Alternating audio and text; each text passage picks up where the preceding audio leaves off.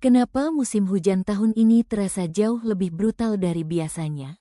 Jawabannya mengejutkan. Para ahli iklim mengungkapkan bahwa Indonesia sedang berada di tengah pertemuan dua fenomena besar, monsun Asia yang menguat dan gangguan siklon tropis yang menyapu kawasan Asia Tenggara. Kombinasi langka ini menyebabkan curah hujan ekstrim yang tidak berhenti selama berhari-hari.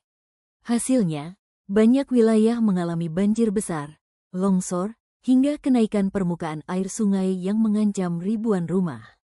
Ingin terus update soal perkembangan cuaca ekstrim di Indonesia?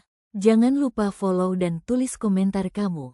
Ayo bantu sebarkan informasi penting ini.